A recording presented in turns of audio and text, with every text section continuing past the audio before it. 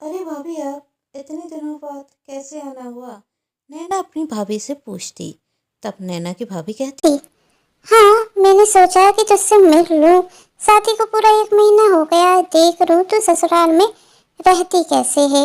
वरना सोचेगी कि माँ बापूजी के जाने के बाद भैया भाभी ने तो तुझे पूछा ही नहीं। पर ये क्या, तू कितनी दुबली हो गई है नैना। अरे भाभी, वो सब छोड़िए, आप बताइए आप क्या खाएंगी? मैं खाना ही बनाने जा रही थी। क्या तू खाना बनाएगी? अभी झाड़ू पोछा कर रही थी। तू अकेले ही घर का सारा काम करती है, इसलिए तो तेरी ये हालत हो गई है। कहाँ तू मायके में राजकुमारी की तरह रहती थी, एक भी काम को हाथ नहीं लगाती थी। और मुझे भी देख ले, मैं कौन सा कोई काम करती हूँ। हमारे घर पर तो हर काम करने के लिए नौकर चाकर है। तुझे भी तो उसकी आदत है। अपने ससुराल में कह क्यों नहीं देती कि मुझसे ये सारे काम नहीं होंगे। देखना, सूख कर कांटा हो गई है। पर भाभी।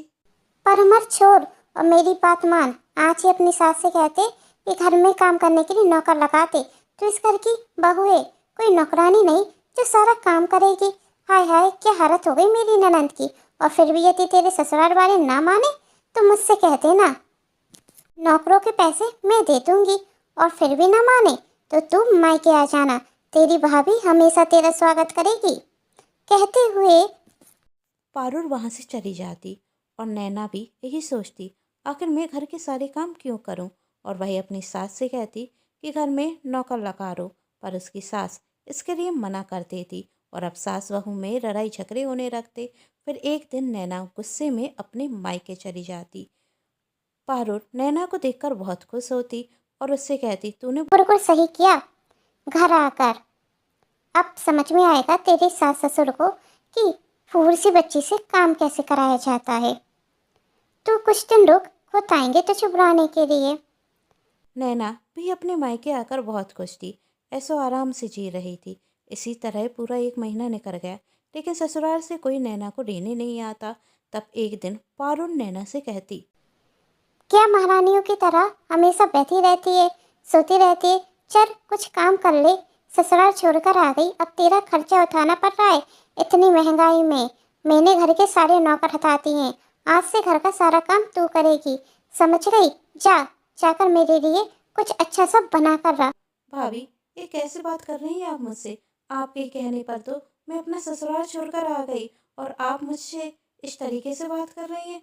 आपने तो मुझे घर का नौकर बना के रख दिया। हाँ तो यहाँ पर रहकर मुफ्त की रोटी तोड़ेगी क्या? जा, जाकर घर के सारे काम कर। फिर नैना अपने पापा के फोटो की तरफ देखती। और सोचती, पापा शायद आपको इसलिए मेरी शादी की इतनी चिंता थी। आप जानते थे आपके जाने के बाद मेरे भैया भाभी मुझे पूछेंगे नहीं। और आपने मेरी शादी इतने अच्छे घर में की, और मैं वही घर छोड़कर आ गई। अब मैं वापस भी उस घर में नहीं जा सकती। तभी वहाँ दीपक आता, नैना का पति, और कहता, नैना गुस्सा शांत हो गया हो तो अब चलो, तुम्हारे बिन वो घर सुना सुना रखता है। माँ भी तुम्हें बहुत याद करती है।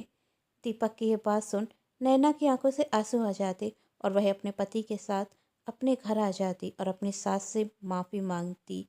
और नैना को यह समझ में आ जाता कि लड़की का असली घर उसका ससुराल ही है, चाहे वो गरीब हो या अमीर।